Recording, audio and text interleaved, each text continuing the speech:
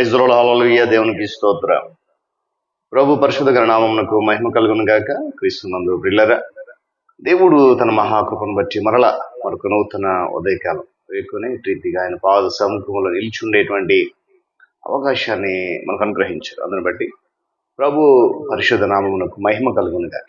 క్రీస్తునందు ప్రియులైన దైవజనులు, స్నేహితులు, విశ్వాసులు, సహోదరి సహోదరులు, ఈ కార్యక్రమాన్ని వీక్షిస్తున్న ఆత్మీయులందరికీ మన ప్రభువు ప్రియరక్షకుడైన క్రీస్తు వారి పరిశుద్ధ నామములో ఉదయకాలపు శుభములు మరియు నిండు వందనాలు తెలియజేస్తున్నాను. మీరందరూ బాగున్నారా? చాలా సంతోషం. ఎదురు చూస్తున్నారు కదా, రండి. మరి ఈ దినం కూడా మిమ్మల్ని అందరినీ ప్రేమతో ఆహ్వానిస్తున్నాను. అనుదిన అభివృద్ధి ఉదయకాలపు ధ్యానాలు అనేటువంటి ఈ ఆధ్యాత్మిక కార్యక్రమంలో అతపాటి పాలుబస్సులు కండి, వాక్యాన్ని ధ్యానించి దేవుని దీవెన పొందండి. ఉన్నాయి బైబిల్స్ దగ్గరలో తెరవండి. లేని పక్షాన చదివిన మాట జాగ్రత్తగా వినండి, గ్రహించండి. నేటి దిన ధ్యాన వాక్యంగా యెహోషువ గ్రంథము 24వ అధ్యాయము 19వ వచనం నుండి మొదటి మాటను చదువుతా ఉన్నాను.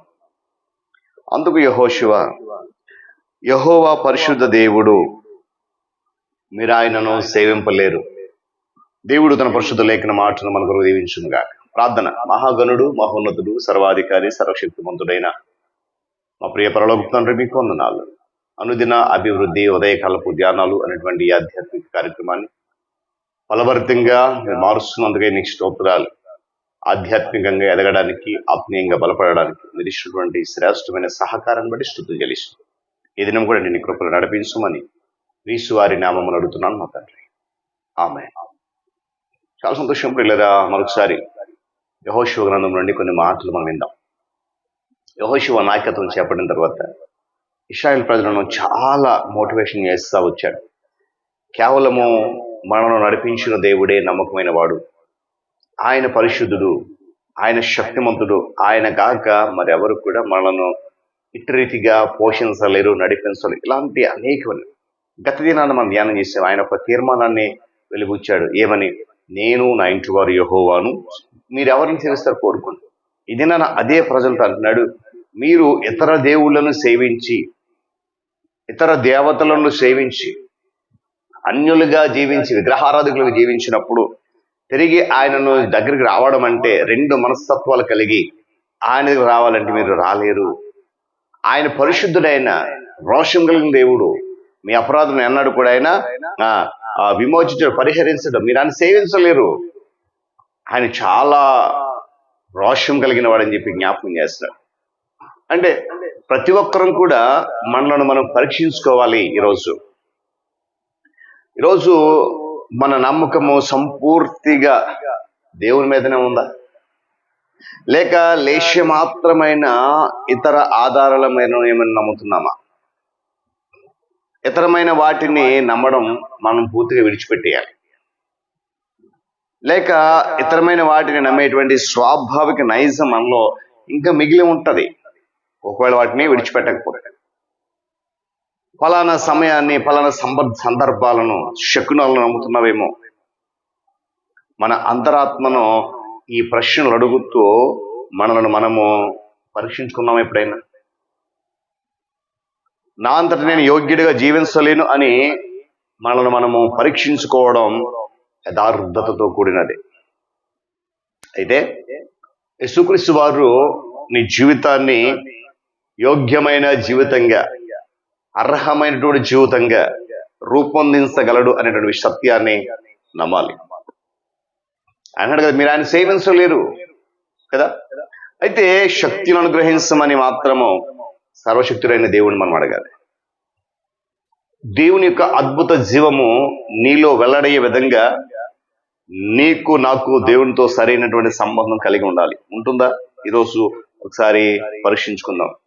నువ్వు పరీక్షించుకుంటున్నావా దేవుని సన్నిధిలో? ఎప్పుడైతే ఆ మాట పలికాడో వెంటనే 21వ వచనం అంటున్నాడు, అయ్యా యెహోషువ, అలా కాదయ్యా, మేము యెహోవానే సేవిస్తాము. దేవుని స్తోత్రం చెప్పండి. హల్లెలూయా. పిల్లలు, ఇది హఠాత్తుగా కలిగేటువంటి మానసికమైన ప్రేరణ మీద ఆధారపడినటువంటి క్రియ కాదు. యెహోషువ ఎంతో కాలంగా చెప్పి వారి మనస్సులను పూర్తిగా దేవుని వైపునకు కేంద్రీకరించే విధంగా జ్ఞాపకం చేశాడు.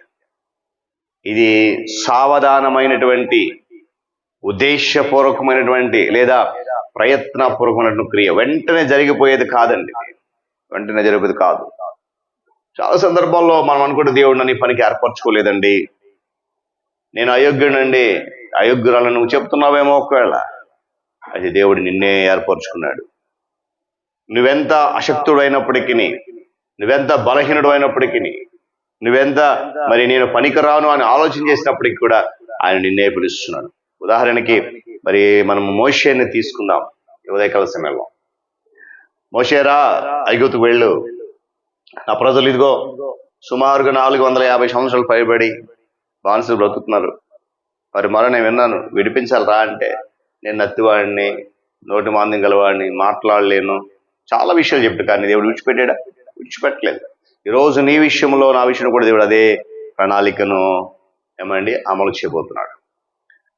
తన గుణగణాల మీద, తన శక్తి సామర్థ్యాల మీద తనకు అపార నమ్మకమైన వ్యక్తులు ఎవరిని కూడా దేవుడు ఏర్పరచుకోడు. దేవుడు తన మీద ఆధారపడి తనను నమ్మే వారికి తన పని అప్పగిస్తాడు.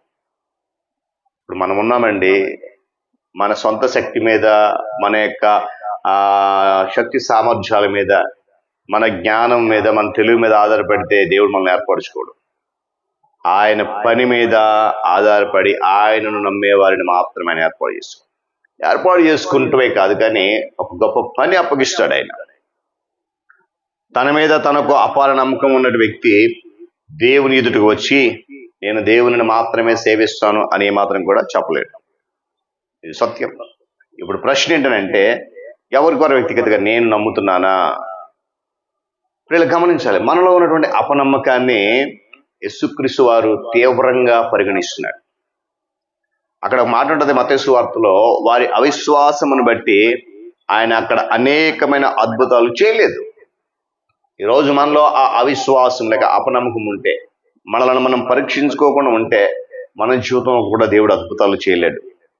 నీలో, నాలో, మనలో నిజంగా అపనమ్మకం ఉన్నట్లయితే మన పరిస్థితి ఎలా ఉంటుందో ఒక్కసారి ఊహించుకుందాం.